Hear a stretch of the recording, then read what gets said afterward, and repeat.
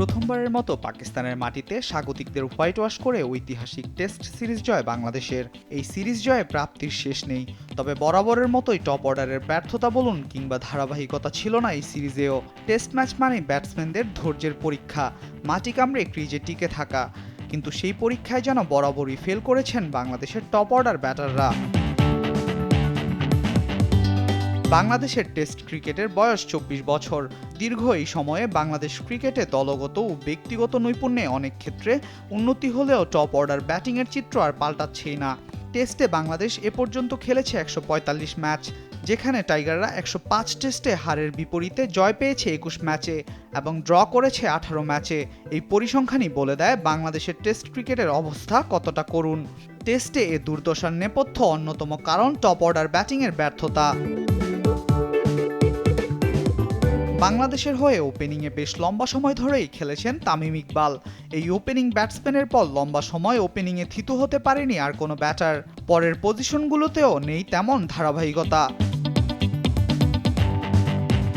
দীর্ঘ সংস্করণের ক্রিকেটের টপ অর্ডার ব্যাটারদের ভূমিকা গুরুত্বপূর্ণ।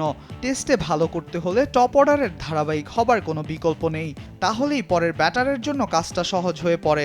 টেলেন্ডারদের উপর নির্ভর থাকতে পারে পুরো দল, কিন্তু এর ব্যতিক্রম হলেই পরের ব্যাটারদের কাজটা কঠিন হয়ে পড়ে। সদ্য শেষ হওয়া পাকিস্তান সিরিজেও দেখা গেছে টপ অর্ডার ব্যাটাররা ব্যর্থ হওয়ার পর মিডল ও লোয়ার অর্ডার ব্যাটারদের দলের হাল ধরতে হয়েছে।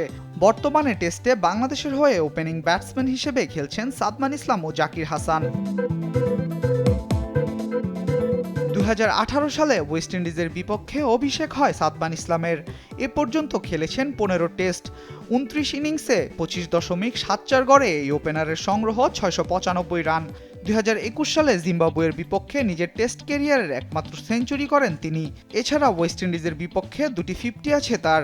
সদ্য শেষ হওয়া পাকিস্তানের বিপক্ষে টেস্ট সিরিজের প্রথম ম্যাচে ৯৩ রান করলেও পরের ৩ ইনিংসে তার রান ছিল যথাক্রমে ৯, ১০ ও ২৪। অন্যদিকে আরেক ওপেনার জাকির হাসানের অভিষেক হয় ২০২২ সালে। অভিষেকের পর থেকে এখন পর্যন্ত দেশের হয়ে ৯ টেস্ট খেলেছেন তিনি এবং ১৮ ইনিংসে ৩০.৭৬ গড়ে তার সংগ্রহ ৫২৩ রান। পাকিস্তানের বিপক্ষে এই সিরিজে এই ব্যাটার পুরোপুরি ব্যর্থ দলের কাঙ্ক্ষিত চাওয়া পূরণ করতে। করেছেন ৪ ইনিংসে ১২, ১৫, ১ ও দ্বিতীয় ইনিংসে ভীত ৪০ রান। টেস্টে ৩ নম্বরে ব্যাট করা অধিনায়ক শান্তর অবস্থাও বেশ নাজুক। সদ্য শেষ হওয়া পাকিস্তান সিরিজে নিজেকে মেলে ধরতে পারেনি এই ব্যাটার। ২ ম্যাচে ৪ ইনিংস মিলিয়ে করেছেন ৫৮ রান। পাকিস্তানের বিপক্ষে ঐতিহাসিক সিরিজ জিতলেও টপ অর্ডারের ব্যর্থতায় বারবার বেগ পেতে হচ্ছে বাংলাদেশকে। টেস্ট ক্রিকেটে সাফল্য পেতে টপ অর্ডার ব্যাটসম্যানদের রান করা জরুরি। আল মাহমুদ ফাহিম, স্পোর্টস ডেস্ক, দেশ টিভি।